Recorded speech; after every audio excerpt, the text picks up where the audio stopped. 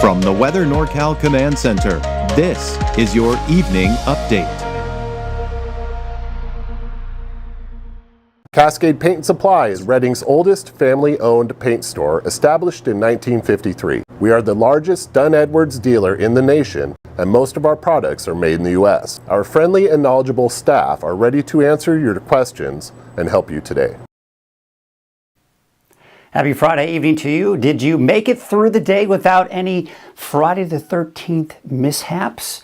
Hopefully you made it through the day and it was a good one for you. You know, it was warmer out there and it's going to be another warm day for tomorrow as well. Maybe just a tad cooler. But bottom line, it's going to be much cooler by the end of the weekend and some showers too. More on that in your deeper dive forecast. But for those of you that just want to know what's going to happen tonight and tomorrow, let's get you right to it with Kruger's QuickCast.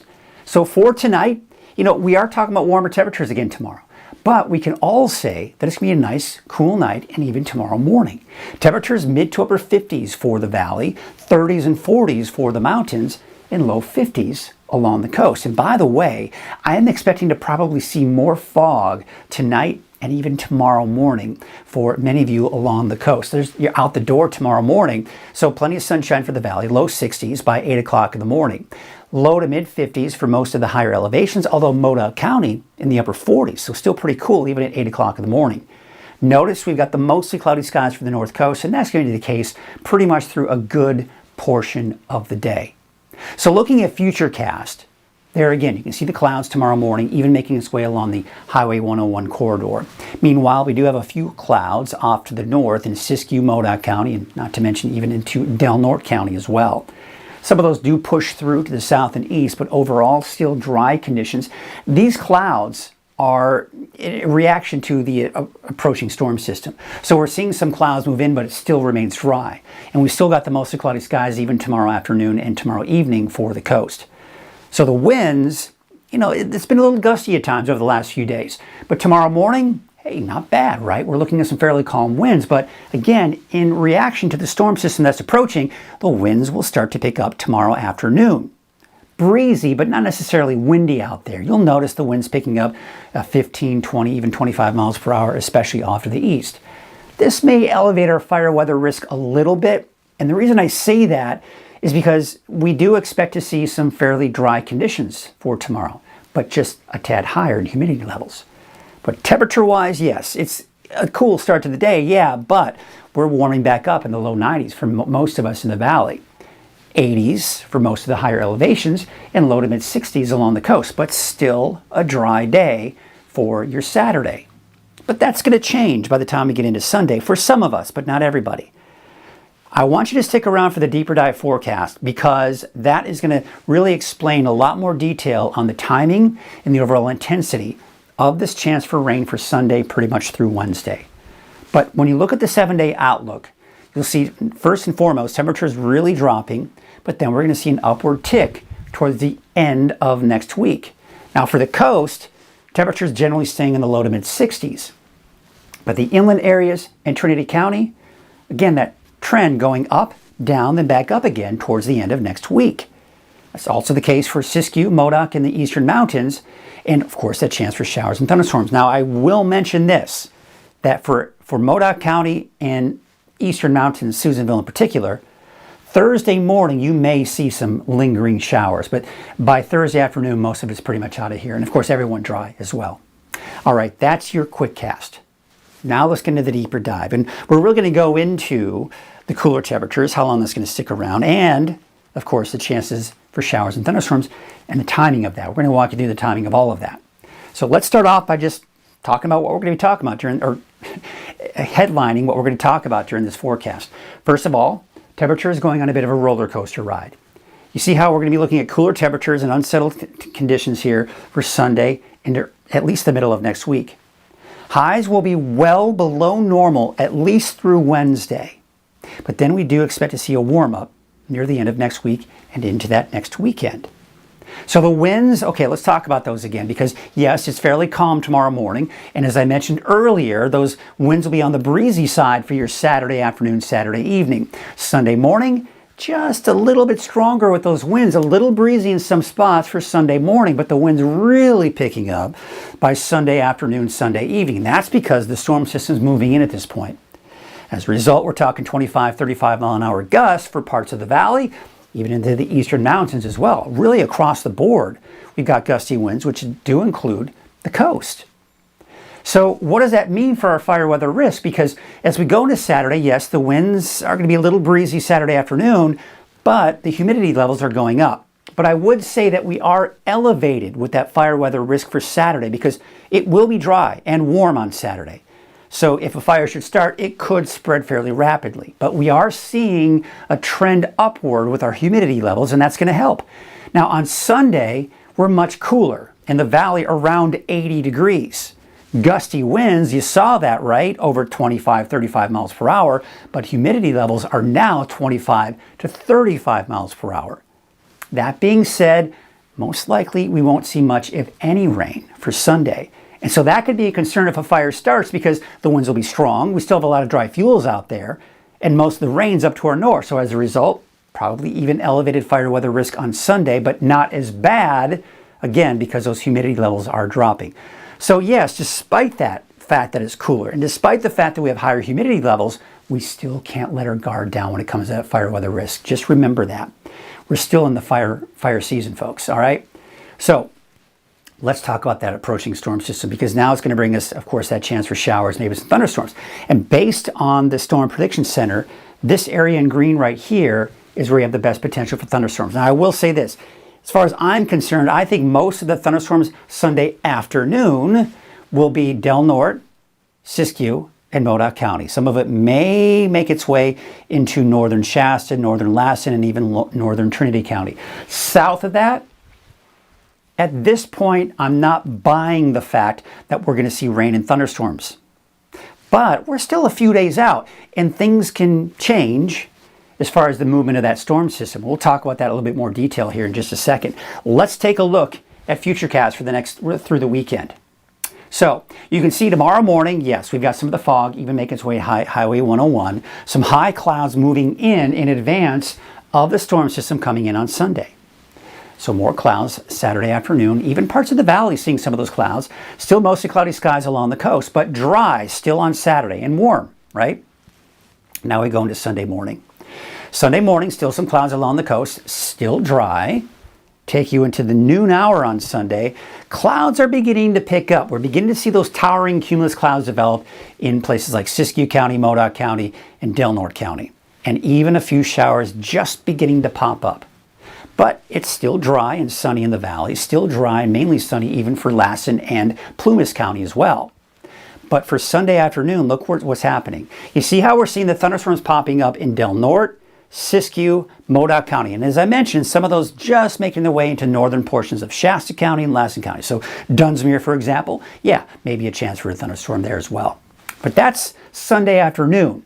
So if you have outdoor plans in these northern areas, you're okay in the morning, but by around midday afternoon, be prepared for that potential for those thunderstorms, because these thunderstorms will pack a bit of a punch. We're talking heavy rainfall, gusty winds, hail, the works, right? Lightning. So that's what it's looking like on Sunday afternoon. Now, I'm going to talk a little bit more detail about how the potential for some of those thunderstorms could make their way into parts of the valley on Sunday. And it all has to do with the positioning, the timing of this low pressure system right here. So we're looking at Friday, today at 6 p.m. This low pressure system now over the Gulf of Alaska is basically just going to ride down the coast, and based on the latest forecast model data, Sunday at 5 p.m., which is when we're seeing those thunderstorms where you just saw them, right? Siskiyou, Modoc, Del Norte County. This low pressure system, if it just moves a little bit more to the south, what happens? Well, now we're seeing the potential for thunderstorms moving a little bit more to the south. Places like Redding, places like Red Bluff, places like Weaverville, Hayfork, you could see showers and thunderstorms. Bernie, as we start heading into the east of the valley, right? So if this area of low pressure decides to shift a little bit more to the south, then we could be talking about showers and thunderstorms south of where we're seeing it right now. So this is one of those stay tuned type of forecasts. Be sure to watch Brian Wilson over the weekend. He'll have the latest as we do get closer and closer to Sunday afternoon. But along with that, of course, we were talking about the gusty winds, cooler temperatures too on Sunday around 80. Now, as that system moves through Sunday night and Monday, everyone is looking at showers and thunderstorms in the forecast, at least a chance for it, right? And then, as you can see by Monday afternoon, we're on the backside of that low. The area of low pressure, the rotation around that, would bring most of the rain in Modoc County, Eastern Mountains, and even Eastern Siskiyou County as well. But still a chance for showers for the first half of the day on Monday for everybody. But still cooler, still breezy and windy out there. And when I say cooler, low 70s in the valley. Now what's going to happen is this. We are going to be in a transition phase on Tuesday because by Monday night through the day on Tuesday, this low pressure system moves to the north. For Monday night through the day on Tuesday, this system will approach us, but it will be dry through most of the day on Tuesday in that transition. But eventually, by Tuesday night and into Wednesday, this system's moving on through. And everyone, coast, mountains, inland, valley, everyone has the chance for showers and even thunderstorms through the day on Wednesday. By Wednesday evening, it's down to our south. But this will be our second shot of cool air. So once again, temperatures are well below normal in the 70s for the valley. Unsettled weather continues, the chance for showers and thunderstorms, and not to mention the gusty winds too. So then that moves on out of here. By Thursday, Friday, Saturday, this high pressure begins to build in. The winds die down. We're looking at more sunshine for the most part, and we're looking at warmer temperatures. So we're looking at temperatures going up today, what we saw today, and of course for tomorrow. They go down going into the middle of next week, and then they go back up for Thursday, Friday, and Saturday. That's that roller coaster ride I was talking about. So let's talk about how much rain we can expect. This is not going to be a widespread rainfall event. I'll tell you that much right now. This is not going to be one of those situations where it's just going to be downpours for all of Northern California. It's going to be off and on. And if you look at these totals here, it's less than an inch of rainfall and really closer to about a half an inch on average, give or take, depending on where you are. This is spread out around 5 days. So we're going from Sunday evening through Thursday. And you can see that's how much rain we're going to see out of it. So again, this is what really helps to explain that we're just not seeing that widespread rainfall. This is a fairly moisture-starved system, folks. I know it may look pretty intimidating, but the main impact will be cooler temperatures, the winds, and of course the rain. Just not a ton of it because it's coming from the north and typically doesn't have a lot of moisture to work with. But looking at the precipitation outlook from the Climate Prediction Center, yeah, you've got the potential for seeing above normal rainfall, but that's not hard to do because we don't see a lot of rain this time of the year. So any rain that we do see, you've got that potential of seeing more than normal.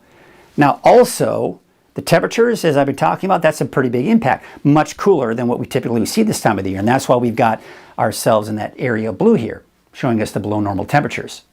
So looking at that 10-day trend, going down after Saturday. The peak will be on Monday with that cooling trend, and then it just kind of ticks its way upwards through next week. We're still below normal for that next Saturday into even that next week. But this is that time of the year that a lot of people ask, all right, are we done with the triple digits? Because I certainly am. I'm done with it, right? I think everybody's ready to move on from the triple digit heat. That being said, I can't confidently say we're done with it because history speaks for itself. How many times in late September have we seen these late season heat waves?